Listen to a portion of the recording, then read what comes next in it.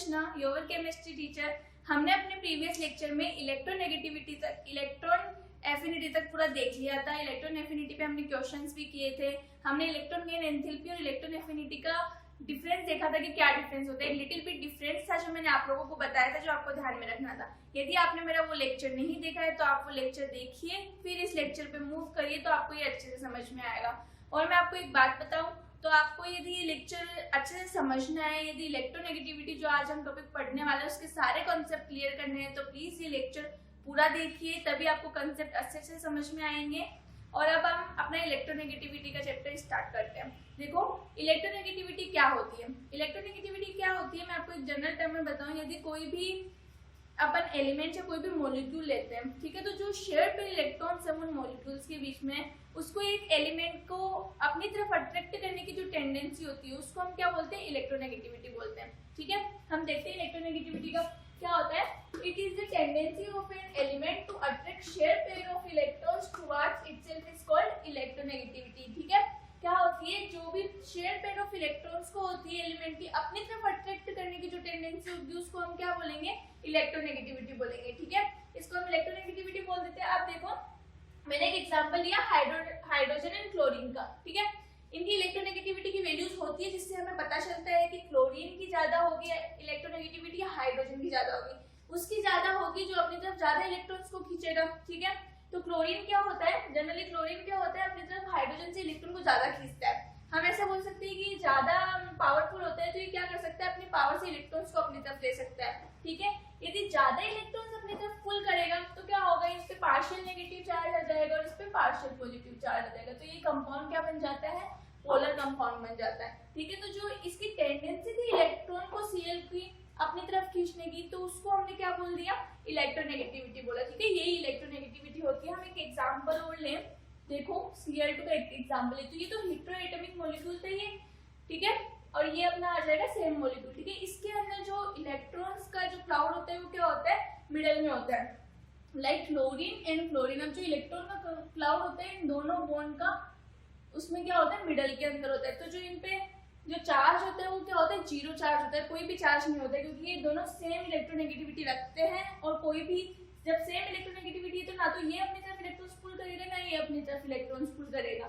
Electrons को अपनी तरफ पुल नहीं कर रहे तो क्या होगा, बीच में इलेक्ट्रॉन क्लाउड रहता है। तो इन पे जो चार्ज आते हैं वो क्या होता है, जैसे इस पे पार्शियल नेगेटिव और पार्शियल पॉजिटिव आया, लेकिन इस पे नेगेटिव और पॉजिटिव कोई चार्ज नहीं होता, इन पे जीरो चार्ज होता है।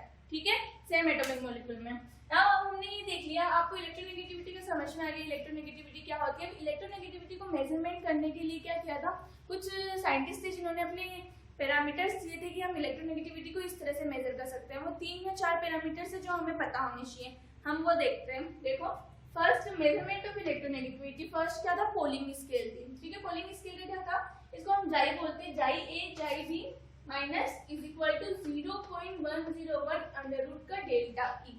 ठीक है, ये उन्होंने एक फॉर्मूला दिया था। अब आपको जो ये अपन स्केल्स पढ़ रहे हैं, जो मेजरमेंट जिन साइंटिस्ट ने दिए थे वो पढ़ रहे हैं, वो आपको याद रखने पड़ेंगे। ठीक है, याद रखनी पड़ती, कुछ चीजें याद करनी पड़ती हैं, तो वो आपको याद करना जरूरी है, आप इनको याद रखिए। वैसे इनसे क्वेश्चंस बहुत कम पूछे गए, लेकिन पूछ लिए जाते हैं कभी कभी, तो हमें आना चाहिए। ठीक है, तो आप इनको अच्छे से याद करिए, यदि आप 1-2 बार इसको प्रैक्टिस करेंगे तो वो आपको याद हो जाएगा। तो क्या था, पोलिंग स्केल का क्या हमने फॉर्मूला देखा यहाँ पे। अब जो ये डेल्टा ए की वैल्यू है अंडर रूट के अंदर, वो क्या होती है, ठीक है, तो डेल्टा ए की वैल्यू होती है E A B minus under root E A multiply E A B. ठीक है, अब इसके अंदर बहुत सारी टर्म्स आती है, तो हमें पता कैसे चलेगा कि इसको क्या बोलते हैं, इसको क्या बोलते हैं, तो वो सब मैंने नीचे लिख रखा है। देखो, ईएबी का क्या हो जाएगा, ईएबी क्या होती है, बॉन्ड एनर्जी होती है ए और बी बॉन्ड की इन किलोजूल पर मोल में। ठीक है, ऐसे ही जो ईएए होता है ना, वो क्या हो जाती है, ए बॉन्ड के बीच में जो बॉन्ड एनर्जी है उसको हम ईए से डिनोट करते हैं, और जो ईएबी होता है उसको हम किससे डिनोट करते हैं, बीबी वाले बॉन्ड एनर्जी से डिनोट करते हैं। ठीक है, ये आपको पता चल गया। अब ये कौन सी स्केल है, पोलिंग स्केल है, जो हमें दी गई थी साइंटिस्ट के द्वारा, तो हमें ये पता होना चाहिए और हमें याद भी होनी चाहिए। बहुत कम क्वेश्चंस पूछे गए हैं इनसे, लेकिन पूछ लिए जाते हैं तो हमें पता होना चाहिए। ओके, फिर देखो ये हो गया। अब ये मुल्लिकन स्केल है, ये इलेक्ट्रोनेगेटिविटी की मैंने वैल्यू लिख रखी है, ये 4-5 वैल्यू जो आपको याद होनी चाहिए, बहुत आगे काम, इलेक्ट्रोनेगेटिविटी हमारे आगे बहुत काम आएगी। आपके ऑर्गेनिक में भी काम आती है, कौन सा ज्यादा इलेक्ट्रोनेगेटिव कंपाउंड है, कौन सा कम है, और आगे हम जब केमिकल गुण पढ़ेंगे तो वहां भी हमें काम आएगा। तो आपको ये याद रखनी है वैल्यूज, और ये याद हो जाती है, इतना कोई डिफिकल्ट नहीं है। हम जब बार बार यूज करते हैं वैल्यूज को तो क्या होता है, हमें याद हो जाती है। ठीक है, फ्लोरीन की इलेक्ट्रोनेगेटिविटी 4 होती है, ऑक्सीजन की 3.5 होती है, क्लोरीन की 3.1 होती है, नाइट्रोजन की 3 होती है, ब्रोमीन की 2.9, कार्बन की 2.5 एंड हाइड्रोजन की सबसे कम होती है 2.1। देखो हमने यहाँ पे देखा था ये क्लोरीन ने इलेक्ट्रॉन्स अपनी तरफ पुल किए थे क्योंकि इसकी इलेक्ट्रोनेगेटिविटी क्या होती है, हाइड्रोजन से ज्यादा होती है। ठीक है, ये समझ में आ गया।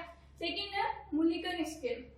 मुलिकन स्केल की अपन इलेक्ट्रोनेगेटिविटी कैसे निकाल सकते हैं मुलिकन स्केल से? देखो electronegativity is equal to ionization energy. मैंने आई शॉर्ट फॉर्म में लिखा है, मतलब ये आयनाइजेशन एनर्जी है प्लस इलेक्ट्रॉन एफिनिटी। ई का मतलब इलेक्ट्रॉन एफिनिटी, और हमने आयनाइजेशन एनर्जी और ई ए इलेक्ट्रॉन एफिनिटी दोनों ही अपने प्रीवियस लेक्चर में बहुत अच्छे से कवर किए। उनके फैक्टर्स देखे हैं, वो कैसे डिपेंड्स करती है अलोंग द पीरियड ग्रुप, जो भी जितना भी मैटर था मैंने सब आपको प्रोवाइड किया है, वो आप अच्छे से देख ले। ठीक है, तो इलेक्ट्रोनेगेटिविटी की क्या हो जाती है, ionization energy plus electron affinity को यदि हम 2 से डिवाइड कर देते तो हमारे पास क्या आ सकती है, इलेक्ट्रोनेगेटिविटी आ सकती है। ठीक है, तो ये मुलिकन स्केल ने अपने पास दिया था, जहाँ पे ई एन को तो मैं इलेक्ट्रोनेगेटिविटी से डिनोट कर रही हूँ, आयनाइजेशन एनर्जी है आई और ई ए है इलेक्ट्रॉन एफिनिटी। ठीक है, पॉइंट है अपने पास अलर्ट रोशो स्केल। ठीक है, इसने क्या दिया था, इलेक्ट्रोनेगेटिविटी हम इसके अकॉर्डिंग कैसे फाइंड आउट कर सकते हैं? तो देखो इसका एक फॉर्मूला है, electronegativity is equal to 0.359 into Z effective upon R square plus 0.744। Okay, so यहाँ पे जेड इफेक्टिव क्या है आपको सबको पता है, मैंने बता भी रखा है। Z effective, effective nuclear charge को हम जेड इफेक्टिव से डिनोट करते हैं। और इफेक्टिव न्यूक्लियर चार्ज क्या होता है, यदि आपने प्रीवियस लेक्चर में नहीं देखा है तो आप उसे देखो और पता करो कि इफेक्टिव न्यूक्लियर चार्ज क्या होता है। ये टर्म बहुत जगह काम आती है तो आपको अच्छे से आना चाहिए, इफेक्टिव न्यूक्लियर चार्ज किसे बोलते हैं। ठीक है, और जो ये आर है वो एटॉमिक रेडियस है। सो हमने इलेक्ट्रोनेगेटिविटी को फाइंड आउट करने के 3 मेजरमेंट करने के 3 फॉर्मूला देख लिए, वो फॉर्मूला आपको याद रखने हैं। और इसके अलावा हमने इलेक्ट्रोनेगेटिविटी की वैल्यूज देखी है। ठीक है, इस लेक्चर में सब कुछ इंपोर्टेंट बताया अभी तक। इलेक्ट्रोनेगेटिविटी की वैल्यूज भी आपको याद होनी चाहिए। वैसे तो हम जब यूज लेंगे इन वैल्यूज को तो याद होगी, ये बहुत जगह काम आती है। ठीक है, अब अपन इलेक्ट्रोनेगेटिविटी को इफेक्ट करने वाले पॉइंट्स देखेंगे कि वो किस किस पर डिपेंड करती है, along the period, along the group क्या इफेक्ट होता है उसका। ठीक है, वो कैसे वेरी करती है, ये सब हम देखते हैं। ठीक है, फैक्टर्स अफेक्टिंग इलेक्ट्रोनेगेटिविटी। इलेक्ट्रोनेगेटिविटी को कौन कौन से फैक्टर्स अफेक्ट करते हैं, वो किस पे डिपेंड करती है और किस तरह से डिपेंड करती है, हम देखते हैं। हमारा फर्स्ट फैक्टर है जेड इफेक्टिव। ठीक है, जेड इफेक्टिव कैसे अफेक्ट करेगा, उसके लिए हमें सबसे पहले ये पता है कि जो इलेक्ट्रोनेगेटिविटी होती है वो क्या होती है। कोई भी एलिमेंट कितना पावरफुल तरीके से इलेक्ट्रॉन्स को अपनी तरफ अट्रैक्ट करते हैं उसको क्या बोलते हैं, इलेक्ट्रोनेगेटिविटी बोलते हैं। ठीक है, तो जो जेड इफेक्टिव है वो क्या होता है, इलेक्ट्रोनेगेटिविटी के प्रोपोर्शनल होता है। जेड इफेक्टिव इलेक्ट्रोनेगेटिविटी के प्रोपोर्शनल, इसका मतलब क्या हो गया, जेड इफेक्टिव क्या होता है। अब देखो मुझे बार बार आपको समझाना पड़ रहा है जेड इफेक्टिव क्या होता है, तो जेड इफेक्टिव आपको आना चाहिए क्या होता है। ये टर्म्स है कुछ कुछ वो आपको पता होनी चाहिए, तो आप प्रीवियस लेक्चर में उसे देखें और सीखें। ठीक है, जेड इफेक्टिव क्या होता है, कोई भी न्यूक्लियस है वो बाहर आउटर मोस्ट शेल में जितने इलेक्ट्रॉन्स हैं, ये न्यूक्लियस है, इसके आउटर मोस्ट शेल में जो भी इलेक्ट्रॉन्स है उनको ये न्यूक्लियस कितने पावरफुल तरीके से अपनी ओर अट्रैक्ट करता है। इस अट्रैक्शन फोर्स को हम क्या बोलते हैं, nuclear charge, effective nuclear charge बोलते हैं। ठीक है, तो ये जितना ज्यादा अट्रैक्शन होगा मतलब क्या होगा, उसकी इलेक्ट्रोनेगेटिविटी उतनी होगी, जितना ज्यादा इलेक्ट्रॉन को अट्रैक्ट करने की पावर होगी मतलब उतना ही ज्यादा क्या होगा, उसकी इलेक्ट्रोनेगेटिविटी होगी। तो जेड इफेक्टिव यही होता है, तो इलेक्ट्रोनेगेटिविटी जेड इफेक्टिव की क्या हो जाएगी, डायरेक्टली प्रोपोर्शनल हो जाएगी। अब आपको ये चीज ध्यान में रखनी है, इलेक्ट्रोनेगेटिविटी होती है वो क्या होती है, जेड इफेक्टिव की डायरेक्टली प्रोपोर्शनल होती है। मतलब जितना ज्यादा जेड इफेक्टिव बढ़ेगा उतनी ही ज्यादा इलेक्ट्रोनेगेटिविटी बढ़ने वाली है, क्योंकि जेड इफेक्टिव बढ़ रहा है तो क्या हो रहा है, इलेक्ट्रॉन्स पे अट्रैक्शन फोर्स पड़ रहा है, इलेक्ट्रॉन्स को अपनी तरफ अट्रैक्ट करने की पावर क्या हो रही है, बढ़ रही है। और इलेक्ट्रॉन को अट्रैक्ट करने की पावर को हम क्या बोल देते हैं, इलेक्ट्रॉन अट्रैक्ट कर रहा है तो क्या होगा, इलेक्ट्रोनेगेटिविटी भी उसकी क्या होगी, बढ़ेगी। ठीक है, अब देखो एटॉमिक रेडियस है, एटॉमिक रेडियस क्या होती है, इलेक्ट्रोनेगेटिविटी की इनवर्सली प्रोपोर्शनल होती है।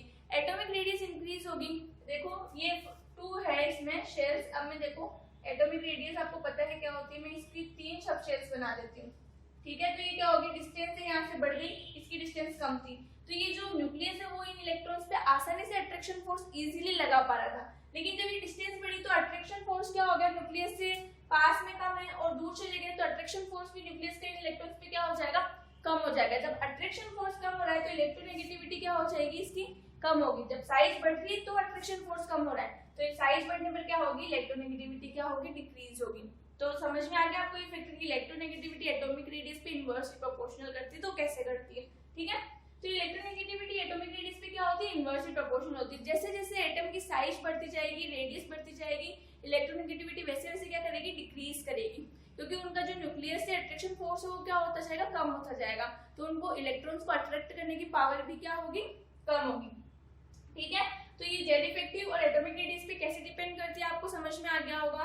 अब हम अपने थर्ड टॉपिक पे मूव करते हैं, वो क्या है, ऑक्सीडेशन स्टेट, ठीक है। ऑक्सीडेशन स्टेट का क्या होगा, जितनी ज्यादा ऑक्सीडेशन स्टेट इंक्रीज होगी, इलेक्ट्रोनेगेटिविटी भी क्या होगी, उतनी ही इंक्रीज होगी। अब देखो ऑक्सीडेशन स्टेट, यहाँ पे मैंने एक एग्जांपल लिया है Mn+2 Mn+4 एंड Mn+7, ठीक है। अब ये Mn+2 Mn+4 Mn+7 है, ये क्या हो रहा है, ऑक्सीडेशन स्टेट बढ़ रही है कि +2 +4 +7, ये मतलब इन्होंने केटाइन बना रखे हैं और क्या कर रखा है, ऑक्सीडेशन स्टेट बढ़ रही है तो क्या होगा, जितने इलेक्ट्रॉन्स निकल रहे हैं सबशेल्स कम होती जा रही है, क्या हो रहा है, न्यूक्लियस के पास आता जा रहा है, केटाइन फॉर्म हो रहा है, केटाइन फॉर्म हो रहा है तो उस पर क्या होगा, अट्रैक्शन फोर्स ज्यादा होगा। जितने ज्यादा इलेक्ट्रॉन को डोनेट करके केटाइन बनाएगा उतना ही उस पर अट्रैक्शन फोर्स क्या करेगा, न्यूक्लियस का उन इलेक्ट्रॉन्स पे लगेगा। जितना ज्यादा अट्रैक्शन फोर्स लग रहा है मतलब इलेक्ट्रोनेगेटिविटी उसकी क्या होगी, उतनी ही ज्यादा होने वाली है, ठीक है। तो जो ऑक्सीडेशन स्टेट जैसे जैसे बढ़ेगी तो उनकी इलेक्ट्रोनेगेटिविटी क्या होगी, वैसे वैसे इंक्रीज करेगी। अब आप इस एग्जांपल का जो ऑर्डर है वो आप खुद बता सकते हो कि सबसे ज्यादा कहाँ पे होगा। ऑक्सीडेशन स्टेट सबसे ज्यादा Mn+7 में, तो इसकी सबसे ज्यादा इलेक्ट्रोनेगेटिविटी होगी, फिर ऐसे, तो इसका ये ऑर्डर हो गया, ठीक है। तो कुछ कुछ फैक्टर्स है वो आपको ध्यान में रखने हैं कि जेड इफेक्टिव कैसे, आपको पता है चीज की इलेक्ट्रोनेगेटिविटी क्या होती है, जेड इफेक्टिव क्या होता है, तो फिर याद करने की जरूरत ही नहीं, अपन को लॉजिक से हम बता सकते हैं कि उसके प्रोपोर्शनल जाएगी या इनवर्सली प्रोपोर्शनल जाएगी, ठीक है। रटने की जरूरत ही नहीं है, मैंने बता दिया जेड इफेक्टिव क्या होता है, इफेक्टिव न्यूक्लियर अट्रैक्शन फोर्स कितना हो रहा है उस पर डिपेंड करता है। इलेक्ट्रोनेगेटिविटी हमें पता ही है, जितना ज्यादा अट्रैक्ट करने की पावर होगी इलेक्ट्रोनेगेटिविटी भी क्या होगी, उतनी ही ज्यादा होगी, क्योंकि वो इलेक्ट्रॉन शेयर पे इलेक्ट्रॉन को अपनी तरफ अट्रैक्ट करेगा। पावर जितनी ज्यादा अट्रैक्ट करने की होगी वो उतना ही ज्यादा अट्रैक्ट करेगा और उतनी ही ज्यादा क्या होगी, इलेक्ट्रोनेगेटिविटी इंक्रीज होगी, ठीक है। नेक्स्ट है टाइप ऑफ हाइब्रिडाइजेशन। देखो ये जो टॉपिक है, एक टर्म आई है हाइब्रिडाइजेशन, या आपको केमिकल बॉन्डिंग में हम अपना नेक्स्ट लेक्चर स्टार्ट करेंगे, केमिकल बॉन्डिंग आपको उसी में अच्छे से समझ में आएगी कि क्या होती है। लेकिन एक आप अभी जब क्वेश्चन करो, चैप्टर पढ़ने के बाद में, पूरा देखने के बाद में आप क्वेश्चन लगाओ, तो आपको कहीं कहीं इसके क्वेश्चंस मिल सकते हैं कि इलेक्ट्रोनेगेटिविटी होती है वो परसेंटेज एस कैरेक्टर पे डिपेंड करती है, ठीक है। हाइब्रिडाइजेशन होते हैं वो आप केमिकल बॉन्डिंग में पढ़ोगे, मैं थोड़ा बहुत आपको बता देती हूँ जिससे आपकी क्वेश्चन सॉल्व हो जाए जो इस पे आए। देखो हाइब्रिडाइजेशन क्या होता है, टू ऑर्बिटल्स होते हैं उनकी मिक्सिंग से बनते हैं हाइब्रिडाइज ऑर्बिटल। उनमें क्या होगा, sp sp2 और sp3, तीन हाइब्रिडाइजेशन यहाँ पे है। इनमें परसेंटेज एस कैरेक्टर कितने हैं, अब हम केमिकल बॉन्डिंग में पढ़ेंगे आगे कि परसेंटेज एस कैरेक्टर कैसे निकालते हैं, ठीक है। अभी मैंने आपको बता दिया है तो सिर्फ अभी आपको ध्यान में रखना है, थोड़ा सा वेट कर लो, जब हम केमिकल बॉन्ड में मूव करेंगे, केमिकल बॉन्ड पढ़ेंगे, आपको हाइब्रिडाइजेशन निकालना भी आएगा, हाइब्रिडाइजेशन क्या होता है वो भी अच्छे से पता चल जाएगा, और इनके परसेंटेज एस कैरेक्टर भी आपको रटने की जरूरत नहीं, हम खुद निकालेंगे कि परसेंटेज एस कैरेक्टर क्या होते हैं, ठीक है। अब देखो sp में s के कितने परसेंटेज एस कैरेक्टर होंगे वो आपको अभी थोड़ा बहुत ध्यान में रखना है। 50% होते हैं, sp2 में होता है 33% और sp3 में होता है 25%। और जो इलेक्ट्रोनेगेटिविटी होती है वो क्या होती है, परसेंटेज एस कैरेक्टर के डायरेक्टली प्रोपोर्शनल होती है, ठीक है। अब मैंने आपको ये डायरेक्टली प्रोपोर्शनल बता दिया, इसका मतलब परसेंटेज एस कैरेक्टर जितना बढ़ेगा इलेक्ट्रोनेगेटिविटी क्या होगी, उतनी ही इंक्रीज होने वाली है। अब ये आपको परसेंटेज एस कैरेक्टर पता है तो आप इसको ऑर्डर में भी कर सकते हो, ऑर्डर में अरेंज करो। देखो सबसे ज्यादा परसेंटेज एस कैरेक्टर sp में है, तो इलेक्ट्रोनेगेटिविटी सबसे ज्यादा किसकी होगी, sp की होगी, फिर sp2 की, एंड सबसे कम परसेंटेज एस कैरेक्टर किसमें है, sp3 में। sp3 में सिर्फ 25% एस कैरेक्टर्स होते हैं, ठीक है। तो इसकी इलेक्ट्रोनेगेटिविटी क्या होगी, सबसे कम होगी। तो परसेंटेज एस कैरेक्टर का ऑर्डर ये है, आपको ये ऑर्डर याद रखना है, अभी के लिए थोड़ा बहुत ध्यान में रखना है, फिर जब हम केमिकल बॉन्ड पढ़ेंगे आपको समझ में आ जाएगा। सो हमने फैक्टर्स कौन कौन से कितने कैसे इफेक्ट करते हैं, देखो फर्स्ट हमने पढ़ा जेड इफेक्टिव। जेड इफेक्टिव क्या करता है, इलेक्ट्रोनेगेटिविटी की क्या होता है, बिल्कुल प्रोपोर्शनल होता है। जैसे जैसे अट्रैक्शन फोर्स जेड इफेक्टिव क्या करता है, अट्रैक्शन फोर्स ये न्यूक्लियस का आउटर मोस्ट शेल पे, तो जैसे जैसे जेड इफेक्टिव बढ़ेगा वैसे वैसे इलेक्ट्रोनेगेटिविटी क्या होगी, इंक्रीज होगी, ठीक है। तो इलेक्ट्रोनेगेटिविटी होती है वो जेड इफेक्टिव की क्या आ जाती है, डायरेक्टली प्रोपोर्शनल आती है। सेकेंड फैक्टर हमने एटॉमिक रेडियस का देखा, जितनी ज्यादा एटॉमिक रेडियस होगी या फिर जितना बड़ा एटम का साइज होगा, साइज बढ़ता जा रहा है, साइज बढ़ता जाएगा तो सब अट्रैक्शन फोर्स होगा न्यूक्लियस से इलेक्ट्रॉन का आउटर मोस्ट शेल पे, वो क्या होगा उतना ही कम होगा। तो क्या हो जाएगा, वो जितना कम हुआ इलेक्ट्रोनेगेटिविटी क्या होगी उतनी ही कम होगी। तो जब साइज बढ़ रहा है तो वो अट्रैक्शन फोर्स कम हो रहा है, इलेक्ट्रोनेगेटिविटी कम हो रही है। तो जो एटॉमिक रेडियस है वो क्या हो जाएगी इलेक्ट्रोनेगेटिविटी के इनवर्सली प्रोपोर्शनल हो जाएगी। ठीक है, फिर हमने देखी ऑक्सीडेशन स्टेट देखी। ऑक्सीडेशन स्टेट भी क्या होती है इलेक्ट्रोनेगेटिविटी के डायरेक्टली प्रोपोर्शनल होती है, क्योंकि जितना ज्यादा वो इलेक्ट्रॉन डोनेट करेगा, जितने भी इलेक्ट्रॉन डोनेट किए वो क्या होती है उसकी ऑक्सीडेशन स्टेट होती है। लाइक उसने +2 इलेक्ट्रॉन डोनेट करके +2 स्टेट में गया वो, तो उसको +2 को हम क्या बोलते हैं उसकी ऑक्सीडेशन स्टेट बोल देते हैं किसी भी एलिमेंट की। ठीक है, तो क्या होगा ये जितने भी बढ़ेंगे, जैसे जैसे अपनी ऑक्सीडेशन स्टेट बढ़ रही है वैसे वैसे क्या होगा इलेक्ट्रोनेगेटिविटी बढ़ेगी, क्योंकि जो न्यूक्लियस का जो अट्रैक्ट या फिर जो इलेक्ट्रॉन्स को अट्रैक्शन करने की जो पावर है वो क्या होगी बढ़ती जाएगी, क्योंकि वो न्यूक्लियस की क्या हो रहा है क्लोज जा रहा है इलेक्ट्रॉन डोनेट करके। ठीक है, यहाँ तक समझ में आया। फिर हमने एक न्यू टर्म पढ़ी आज हाइब्रिडाइजेशन। हाइब्रिडाइजेशन क्या होता है मैंने थोड़ा बहुत बता दिया, इंटरमिक्सिंग होती है ऑर्बिटल्स की, उससे हाइब्रिड ऑर्बिटल बनते हैं, लेकिन बहुत ज्यादा डिटेल में हम जब आगे केमिकल बॉन्ड में पढ़ेंगे उसी में पढ़ेंगे उसको। ठीक है, अभी आपको इतना समझना भी नहीं है, सिर्फ आपको ध्यान में रखना है कि जो इलेक्ट्रोनेगेटिविटी होती है वो परसेंटेज साइज कैरेक्टर के प्रोपोर्शनल होती है। परसेंटेज साइज कैरेक्टर sp में 50 होता है, sp2 में 33 होता है और sp3 में 25% होता है। अब इनका ऑर्डर हम परसेंटेज कैरेक्टर जब हमें पता है तो ऑर्डर हम खुद लगा लेंगे, क्योंकि हमें इलेक्ट्रोनेगेटिविटी कैसे डिपेंड करती है परसेंटेज कैरेक्टर पर वो पता है। ठीक है, ये सब हो गया। अब वेरिएशन हम स्टार्ट करते हैं। देखो हमने अभी थोड़ी देर पहले हमने फैक्टर्स देखे कि फैक्टर्स कैसे डिपेंड करते हैं। जेड इफेक्टिव कैसे डिपेंड करता है, प्रोपोर्शनल होता है इलेक्ट्रोनेगेटिविटी के, और एटॉमिक रेडियस क्या होती है इनवर्सली प्रोपोर्शनल होती है। हम इन दोनों फैक्टर के बेसिस पे बता सकते हैं कि जो पीरियड है और जो ग्रुप है उसके अंदर इलेक्ट्रोनेगेटिविटी क्या करने वाली है, इंक्रीज करने वाली है या डिक्रीज करने वाली है। ठीक है, फर्स्ट देखते हैं। देखो पीरियड के अंदर क्या होता है, जेड इफेक्टिव इंक्रीज हो रहा है लेफ्ट टू राइट जाने पर। पीरियड में यदि हम लेफ्ट टू राइट जाएंगे तो क्या होगा, Z effective means effective nuclear charge क्या हो रहा है इंक्रीज हो रहा है। यदि इफेक्टिव न्यूक्लियर चार्ज इंक्रीज होगा तो हमें पता है इफेक्टिव न्यूक्लियर चार्ज इलेक्ट्रोनेगेटिविटी की क्या होता है प्रोपोर्शनल होता है। इलेक्ट्रोनेगेटिविटी की प्रोपोर्शनल है, इसका मतलब जेड इफेक्टिव इंक्रीज कर रहा है, जेड इफेक्टिव इंक्रीज करेगा तो क्या होगा इफेक्टिव न्यूक्लियर चार्ज भी क्या करने वाला है इंक्रीज करने वाला है। तो क्या होगा लेफ्ट टू राइट मूव करेंगे तो इलेक्ट्रोनेगेटिविटी आल्सो इंक्रीजेस। ठीक है, इलेक्ट्रोनेगेटिविटी क्या करेगी इंक्रीज करेगी। तो इन द ग्रुप जाने में क्या होगा, देखो on moving left to right in a period atomic size decrease and Z effective increase, thus electronegativity क्या होगी इंक्रीज होगी। ठीक है, अब देखो variation in a group. Group का वेरिएशन क्या होता है, ग्रुप में डाउन जाते हैं तो क्या होगी एटॉमिक रेडियस इंक्रीज होगी। हमने देखा है ग्रुप में जब भी डाउन गए तो एटॉमिक रेडियस क्या होगी इंक्रीज हुई। यदि ग्रुप में डाउन जाने पर एटॉमिक रेडियस इंक्रीज हो रही है तो एटॉमिक रेडियस इंक्रीज होगी, तो एटॉमिक रेडियस इलेक्ट्रोनेगेटिविटी से कैसे वेरी करती है इनवर्सली प्रोपोर्शनल होती है।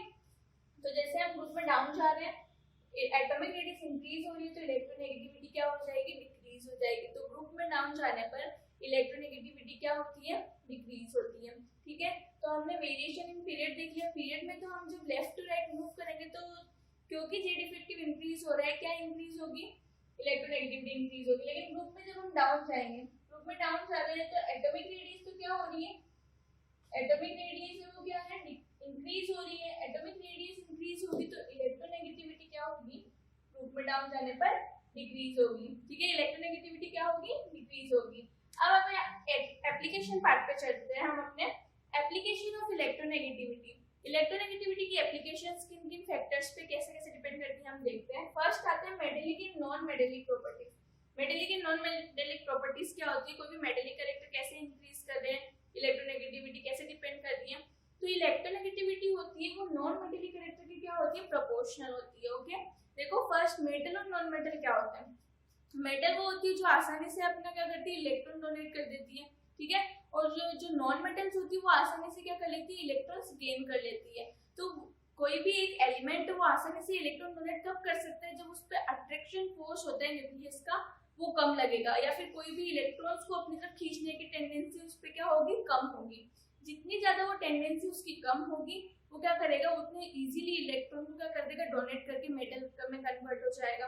ठीक है, अब इससे कनेक्ट करो, देखो जितना ज्यादा अट्रैक्शन फोर्स कम मतलब इलेक्ट्रोनेगेटिविटी जितनी कम होगी मेटलिक करेक्टर उतनी ही क्या होंगे, इंक्रीज होंगे। ठीक है, तो इलेक्ट्रोनेगेटिविटी मेटलिक करेक्टर की हमेशा क्या होगी, इनवर्सली प्रोपोर्शनल होगी। तो अब हम देखो ग्रुप में भी देख सकते हैं, ग्रुप में डाउन जाने पर इलेक्ट्रोनेगेटिविटी क्या हो रही है, डिक्रीज हो रही है। इलेक्ट्रोनेगेटिविटी डिक्रीज हो रही है मतलब क्या हुआ, मेटलिक करेक्टर क्या करेंगे, इंक्रीज करेंगे। ठीक है, आगे समझ में। तो पहले मेटलिक करेक्टर इंक्रीज करते हैं ग्रुप में डाउन जाने पर, क्योंकि इलेक्ट्रोनेगेटिविटी क्या हो रही है, डिक्रीज हो रही है। अब नॉन मेटल में वो हो गया जो जितना आसानी से इलेक्ट्रॉन गेन करेगा नॉन मेटल होगा। ठीक है, इलेक्ट्रॉन अब मेटलिक नॉन मेटलिक करेक्टर क्या होते हैं, इलेक्ट्रोनेगेटिविटी के प्रोपोर्शनल होते हैं। ठीक है, इलेक्ट्रोनेगेटिविटी के प्रोपोर्शनल होता है तो क्या होगा, पीरियड में देखो इलेक्ट्रोनेगेटिविटी पीरियड में क्या करती है, इंक्रीज हो रही है। यदि इलेक्ट्रोनेगेटिविटी इंक्रीज होगी तो नॉन मेटलिक करेक्टर क्या होगा, इंक्रीज होगा, क्योंकि ये दोनों एक दूसरे के क्या होते हैं, प्रोपोर्शनल होते हैं। तो इलेक्ट्रोनेगेटिविटी मेटलिक करेक्टर पे कैसे डिपेंड करती है, नॉन मेटलिक करेक्टर पे कैसे डिपेंड करती है, हमने पढ़ लिया। ठीक है, अब आपको ये चीज ध्यान में रखनी है, आप इन इलेक्ट्रोनेगेटिविटी पे डिपेंड से आप ये वेरिएशन ग्रुप एंड पीरियड में भी बता सकते हो। जब हम पीरियड में डाउन जाएंगे तो क्या होगा, मेटलिक करेक्टर तो इंक्रीज होंगे बिकॉज ऑफ इलेक्ट्रोनेगेटिविटी क्या होती है, डिक्रीज होती है। पीरियड में लेफ्ट टू राइट मूव कर रहे हैं, लेफ्ट से हम राइट जा रहे हैं पीरियड के अंदर, तो क्या होगा, मेटलिक नॉन मेटलिक करेक्टर तो इंक्रीज होंगे और मेटलिक करेक्टर क्या होंगे, डिक्रीज होंगे। तो आपको दो चीज ध्यान में रखनी है, इलेक्ट्रोनेगेटिविटी किसके प्रोपोर्शनल होती है, नॉन मेटलिक करेक्टर के, और इनवर्सली प्रोपोर्शनल होती है मेटलिक करेक्टर के। ओके, अपना सेकंड पॉइंट देखते हैं, partial ionic character in covalent bond. क्या होता है, कभी-कभी जब कोवलेंट बॉन्ड फॉर्म होता है तो उसके अंदर कोवलेंट बॉन्ड, अब यहाँ पे एक न्यू टर्म है आपके लिए, तो कोवलेंट बॉन्ड हम पढ़ेंगे अपने नेक्स्ट लेक्चर में, नेक्स्ट चैप्टर आएगा केमिकल बॉन्ड, उसमें पढ़ेंगे। लेकिन जनरली थोड़ा बहुत मैं बताऊं तो कोवलेंट बॉन्ड क्या होता है, कोई भी टू एटम्स है, टू एलिमेंट्स है, वो म्यूचुअल शेयरिंग करते हैं इलेक्ट्रॉन्स की, और म्यूचुअल शेयरिंग से जो बॉन्ड फॉर्मेशन करते हैं उसको हम क्या बोलते हैं, कोवलेंट बॉन्ड बोलते हैं। ओके, लाइक कोई भी टू एलिमेंट्स वो म्यूचुअल शेयरिंग करेंगे इलेक्ट्रॉन्स की, मैं बोलूं Cl2। ठीक है, Cl2 में क्या होता है, कोवलेंट बॉन्ड फॉर्मेशन होता है।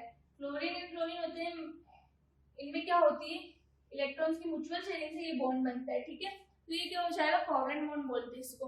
अब ये जो अपना पार्शियल आयनिक करेक्टर आ जाते हैं कोवलेंट बॉन्ड में, क्या होता है, कभी-कभी कोवलेंट बॉन्ड फॉर्म होते हैं तो उनमें पार्शियल आयनिक करेक्टर क्या होते हैं, आ जाते हैं। और जो पार्शियल आयनिक करेक्टर एक कोवलेंट बॉन्ड में आ गए तो उन पार्शियल आयनिक करेक्टर को निकालने का एक हेनी और स्मिथ थे, एक साइंटिस्ट थे, उन्होंने एक फॉर्मूला डेवलप किया था। उन्होंने एक फॉर्मूला दिया था कि तुम परसेंटेज आयनिक करेक्टर किसी भी कोवलेंट बॉन्ड में परसेंटेज आयनिक करेक्टर तुम इस फॉर्मूले से फाइंड आउट कर सकते हो। तो वो फॉर्मूला क्या है, देखो, percentage ionic character is equal to 16 XA minus XP plus 3.5 XA minus XP का होल स्क्वायर। ये फॉर्मूला किसने दिया था, हेनी और स्मिथ ने ये फॉर्मूला डेवलप किया था। ठीक है, इस फॉर्मूले के बेसिस पे हम एक क्वेश्चन करके आंसर, क्वेश्चंस इस फॉर्मूले के बेसिस पे आपको मिलते हैं, जिससे आप क्या कर सकते हो, आंसर दे सकते हो। इस फॉर्मूले के बेसिस पे परसेंटेज एस करेक्टर निकाल सकते हो किसी भी कंपाउंड में। ठीक है, परसेंटेज आयनिक करेक्टर, एंड आपको ये फॉर्मूला थोड़ा बहुत ध्यान में रखना है, याद हो जाएगा, एक दो बार प्रैक्टिस करेंगे तो हम। ओके, इसको मैं स्टार लगा रही हूँ परसेंटेज आयनिक करेक्टर पे। ठीक है, अब देखो नीचे जो क्वेश्चन है वो इसी पे बेसिस है, फॉर्मूले पे आपको करना है, हम करेंगे इस फॉर्मूले से यूज करके इस क्वेश्चन को। ठीक है, देखो, calculate the percentage of ionic character in NaF।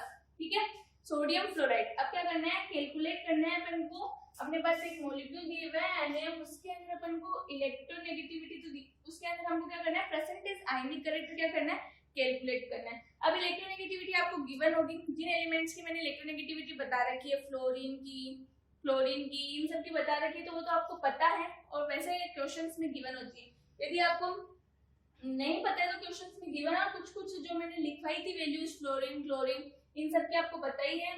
By the way हमेशा क्वेश्चन में गिवन होती है इलेक्ट्रोनेगेटिविटी। ठीक है, सोडियम की और फ्लोरीन की इलेक्ट्रोनेगेटिविटी गिवन है हमारे पास, और अब पूछ रहे हैं परसेंटेज आयनिक करेक्टर क्या करो, कैलकुलेट करो। ठीक है, अब जब परसेंटेज आयनिक करेक्टर कैलकुलेट करेंगे तो फॉर्मूला आपको पता होना चाहिए, आईसी मतलब आयनिक character. Okay, 16 XA minus XP plus 3.5 XA minus XP का होल स्क्वायर।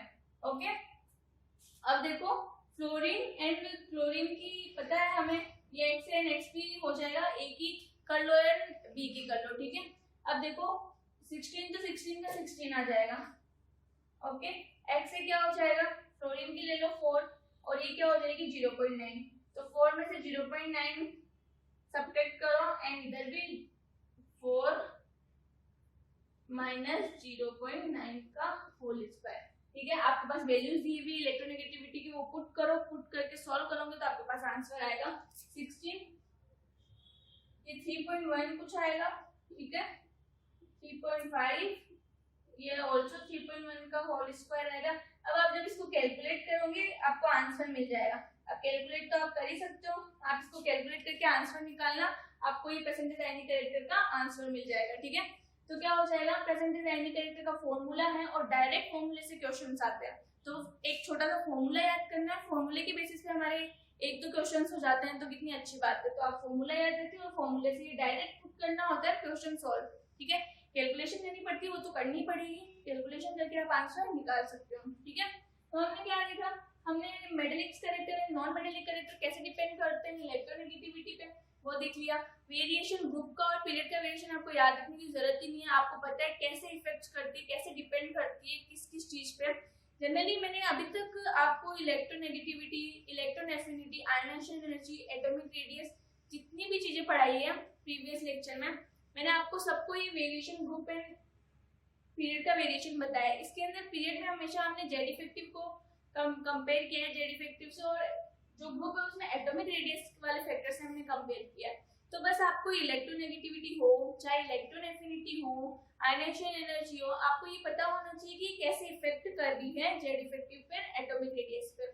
ये पता है तो आपको रटने की जरूरत ही नहीं है। कुछ बच्चे होते हैं वो रटते हैं कि हाँ हमें पीरियड में लेफ्ट राइट जाएंगे तो इंक्रीज होगी, रटने की कोई नीड नहीं है।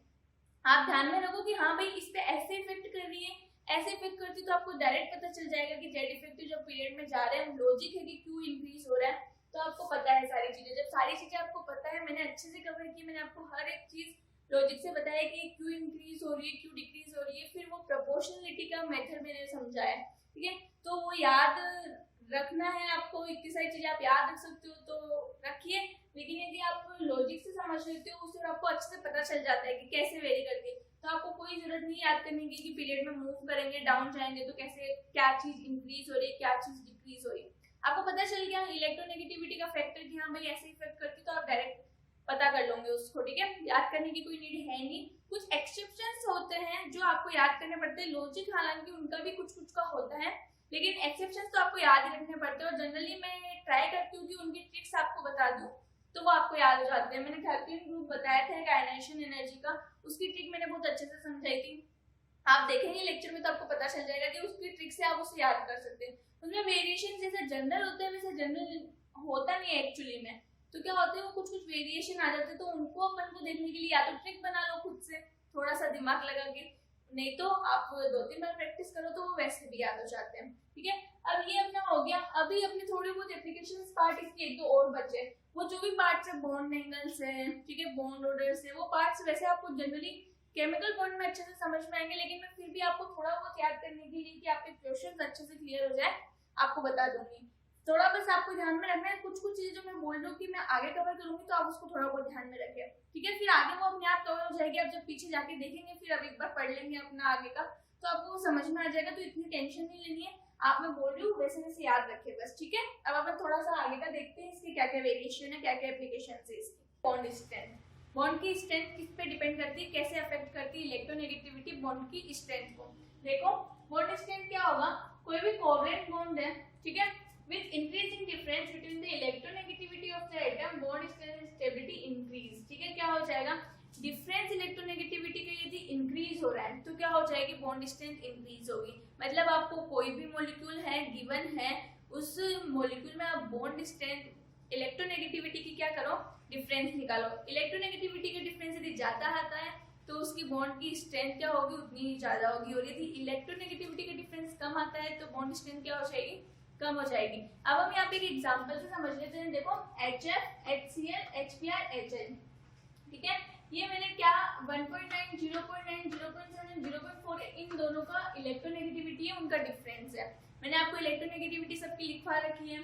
फ्लोरीन की इलेक्ट्रोनेगेटिविटी 4 होती है और हाइड्रोजन की 2.1 होती है। जब हम इसको डिफरेंस निकालेंगे तो 1.9 आने वाला है। ठीक है, इसी तरह हाइड्रोजन की 2.1 है, क्लोरीन की 3.1 है, डिफरेंस निकालेंगे 0.1 आएगा।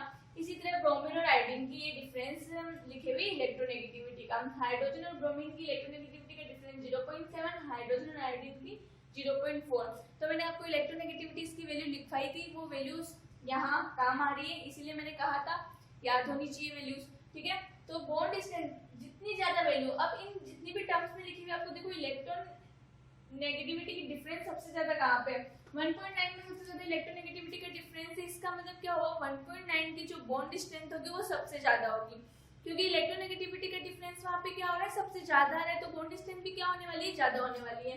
तो जो बॉन्ड स्ट्रेंथ का जो ऑर्डर आएगा वो ऐसे आएगा देखो, क्योंकि बॉन्ड स्ट्रेंथ क्या हो रहा है, इलेक्ट्रोनेगेटिविटी का डिफरेंस क्या हो रहा है डिक्रीज हो रहा है, ऐसे मूव कर रहे हैं तो ठीक है, डिक्रीज हो रहा है तो ये क्या हो जाएगा इंक्रीज हो जाएगी बॉन्ड स्ट्रेंथ, ठीक है। अब आता है एसिडिक और बेसिक नेचर ऑफ ऑक्साइड्स, ठीक है। आपको थोड़ा सा ध्यान में रखना है एसिड और बेसिक नेचर ऑफ ऑक्साइड्स का। अपन यदि लेफ्ट टू राइट मूव करते हैं पीरियड के अंदर, पीरियड में यदि हम लेफ्ट टू राइट मूव करेंगे तो क्या होगा, एसिडिक कैरेक्टर होगा ऑक्साइड्स का वो हमेशा इंक्रीज होगा। क्या होगा, लेफ्ट टू राइट मूव करो, देखो on moving left to right in a period acidic character of oxides increase. तो जो ऑक्साइड का एसिडिक कैरेक्टर होगा वो क्या होगा इंक्रीज होगा पीरियड में लेफ्ट टू राइट मूव करने पर। और जो ग्रुप में अपन नीचे डाउन जाते हैं, ग्रुप में डाउन जाएंगे तो बेसिक कैरेक्टर्स क्या होंगे इंक्रीज होंगे। अभी मैंने मेरे प्रीवियस लेक्चर में भी आपको बताया था कि जो बेसिक कैरेक्टर्स होते हैं वो कैसे डिपेंड्स करते हैं, ठीक है। तो आपको ये ध्यान में रखना है moving left to right move करेंगे तो एसिडिक कैरेक्टर होगा वो इंक्रीज होगा, और यदि टॉप टू बॉटम अपन मूव करते हैं तो ऑक्साइड का बेसिक नेचर्स होता है वो क्या होता है इंक्रीज होता है, ठीक है। तो फर्स्ट चीज तो बॉन्ड स्ट्रेंथ का डिफरेंस से पता कर लेंगे हम, कोई भी मॉलिक्यूल है उसमें कुछ भी है टू एलिमेंट्स है उनका डिफरेंस निकाला, इलेक्ट्रोनेगेटिविटी का डिफरेंस निकाल के हमने देख लिया कि किसका सबसे ज्यादा डिफरेंस है, जिसका सबसे ज्यादा डिफरेंस होगा वही क्या होगा सबसे स्ट्रॉन्ग स्ट्रेंथ उसकी होगी, उसकी सबसे ज्यादा स्ट्रॉन्ग होगा वो बॉन्ड, ठीक है। अब देखो नेक्स्ट आता है अपना calculation of bond length of AB। हमें कोई भी मॉलिक्यूल है उसकी अपन को इलेक्ट्रोनेगेटिविटी दे रखी है मॉलिक्यूल की और भी की, तो उसकी बॉन्ड लेंथ यदि फाइंड आउट करनी होती है तो उसका फॉर्मूला होता है। मैंने अभी तक आपको इलेक्ट्रोनेगेटिविटी के 3 मेजरमेंट फॉर्मूले बताए, परसेंटेज आयनिक कैरेक्टर का फॉर्मूला बताया, परसेंटेज आयनिक कैरेक्टर के फॉर्मूले से डायरेक्ट क्वेश्चन पूछे जाते हैं, आपको इलेक्ट्रोनेगेटिविटी तक दी होती है बस फॉर्मूला याद होना चाहिए। इसी तरह ये एक फॉर्मूला यूज होता है बॉन्ड लेंथ कैलकुलेशन का, ये फॉर्मूला भी आपको अच्छे से याद रखना है, कभी कभी डायरेक्ट इस फॉर्मूले से भी क्या होते हैं क्वेश्चन पूछे जाते हैं। तो क्या फॉर्मूला है DAB RA plus RB minus 0.09 XA minus XB, ठीक है पता चला। अब RA और RB तो क्या हो जाएगी, जो भी रेडियस है वो हमें एलिमेंट्स की वो दिए भी है वो वाली रेडियस हो जाएगी, और जो XA और माइनस XB है तो XA क्या होगा electronegativity of A atom and XB हो जाएगा इलेक्ट्रोनेगेटिविटी ऑफ B एटम। तो जो A और B की जो इलेक्ट्रोनेगेटिविटी होगी वो आपको गिवन है, DAB आपको बॉन्ड लेंथ पूछ रही है, B की रेडियस आपको गिवन होगी, ये सब चीजें गिवन है तो आपको क्या करना है फॉर्मूला में पुट करो और आंसर निकालो, ठीक है। तो आपको ये फॉर्मूला भी आना चाहिए कैलकुलेशन का। अब यहाँ पे बॉन्ड एंगल एक और बात है, अभी जो मैंने acidic characters basic characters and bond distance ये सब बताई, ये सब जनरली कहाँ केमिकल बॉन्ड में बहुत अच्छे से समझने को मिलेगा, ठीक है, क्योंकि वो हम आगे पढ़ेंगे। बट ये डिपेंड्स करते तो हमें थोड़ा बहुत पता होना चाहिए, क्योंकि जब एक बार चैप्टर कंप्लीट करके जब हम क्वेश्चंस लगाने बैठते हैं तो हमें नॉर्मल तो पता होना ही चाहिए, ताकि ये ना हो कि ये तो मैंने देखा ही नहीं, ठीक है। अब देखो कैलकुलेशन आ गई। अब बॉन्ड एंगल भी आप क्या पढ़ोगे केमिकल बॉन्डिंग में बहुत अच्छे से बॉन्ड एंगल की वेरिएशंस देखोगे, सब कुछ देखोगे, बिल्कुल अलग से एक पैरामीटर्स पढ़ेंगे अपन बॉन्ड पैरामीटर्स, जिसमें बॉन्ड ऑर्डर, बॉन्ड लेंथ और बॉन्ड एंगल, बॉन्ड एनर्जी, ये सब हम पढ़ेंगे, ठीक है। लेकिन बॉन्ड एंगल मैंने यहाँ पे एग्जांपल ले रखा है। बॉन्ड एंगल क्या होता है इलेक्ट्रोनेगेटिविटी के इनवर्सली प्रोपोर्शनल होता है, जो भी एलिमेंट है उससे जो भी दूसरा एलिमेंट जुड़े हुआ है उसकी इलेक्ट्रोनेगेटिविटी पे क्या करता है बॉन्ड एंगल डिपेंड करता है, और वो क्या होता है इनवर्सली प्रोपोर्शनल होता है। अब मैं यहाँ पे बताऊँ आपको बॉन्ड एंगल, NH3 मैंने लिया है, NH3 की शेप क्या होती है कुछ इस तरीके से होती है, और NF3 की भी इसी तरह होती है, ठीक है। अब इसमें सिर्फ हाइड्रोजन और F पे डिफरेंस है, जो सराउंडिंग एटम्स इस पे जुड़े हुए हैं उन एटम्स का इन दोनों में डिफरेंस है। आपको पूछ रहे हैं कि बॉन्ड एंगल ज्यादा किस में होगा, NH3 में होगा या NF3 में होगा। तो यहाँ पे इलेक्ट्रोनेगेटिविटी की वजह से हम देख रहे हैं, तो देखो हाइड्रोजन और फ्लोरीन में से इलेक्ट्रोनेगेटिविटी किसकी ज्यादा है, फ्लोरीन की 4 होती है, हाइड्रोजन की 2.1 होती है, तो किसकी ज्यादा है फ्लोरीन की ज्यादा है, इसकी 4 होगी, इसकी 2.1 होगी, तो electronegativity of course fluorine fluorine की ज्यादा है, फ्लोरीन की ज्यादा है तो बॉन्ड एंगल इसका क्या हो जाएगा, डिक्रीज हो जाएगा। होगा bond angle decrease, bond angle इसका डिक्रीज और NH3 की कम है तो इसका बॉन्ड एंगल क्या हो जाएगा, इंक्रीज होगा, क्योंकि इलेक्ट्रोनेगेटिविटी की क्या होती है, इनवर्सली प्रोपोर्शनल होती है। तो NH3 का बॉन्ड लेंथ हमेशा NF3 से ज्यादा होता है। ठीक है, बॉन्ड एंगल हम जब आगे केमिकल बॉन्ड पढ़ेंगे तो उसमें पूरा एक टॉपिक बॉन्ड एंगल पढ़ेंगे बहुत अच्छे से, लेकिन आपको अभी इलेक्ट्रोनेगेटिविटी पे कैसे डिपेंड करता है वो बताना चाहिए। वो हमें पता चल गया बॉन्ड एंगल इलेक्ट्रोनेगेटिविटी के क्या होते हैं, इनवर्सली प्रोपोर्शनल होता है। जो भी एटम है नाइट्रोजन नाइट्रोजन सेम है, शेप वगैरह मॉलिक्यूल की सब हमें सेम दिख रही है, केवल जो सराउंडिंग एटम है वो डिफरेंट है। तो ऐसी कंडीशन में क्या होगा, आप सराउंडिंग एटम की क्या देखो, इलेक्ट्रोनेगेटिविटी देखो। इसकी इलेक्ट्रोनेगेटिविटी 4 है, इसकी 2.1 है। जिसकी इलेक्ट्रोनेगेटिविटी ज्यादा होगी उसका बॉन्ड एंगल क्या हो जाएगा, डिक्रीज हो जाएगा। ठीक है, ये सब देख लिया हमने। अब यहाँ तक हमने क्या कर लिया, इलेक्ट्रोनेगेटिविटी के एप्लीकेशंस कंप्लीट कर लिए। आज हमने अपने लेक्चर में इलेक्ट्रोनेगेटिविटी कैसे डिपेंड करती है, फैक्टर्स देख लिया, अफेक्टिंग देख लिया, मेजरमेंट्स देख लिए उसके, और हमने अब एप्लीकेशंस पार्ट पूरा कवर कर लिया है इलेक्ट्रोनेगेटिविटी का। यदि आपको यहाँ तक कोई भी डाउट है आप प्लीज कमेंट बॉक्स में कमेंट करके पूछे, मैं आपका डाउट पूरा सॉल्व करूंगी अच्छे से। यदि आपको और भी कोई टॉपिक है जो समझना है वो भी आप कमेंट बॉक्स में कमेंट करके बताएं, तो मैं जहाँ तक पॉसिबल होगा उस टॉपिक पे भी वीडियो बनाऊंगी। ठीक है, एंड आपको यदि पसंद आ रहा है तो प्लीज अपने फ्रेंड्स के साथ शेयर करें और लाइक करें। Thank you so much.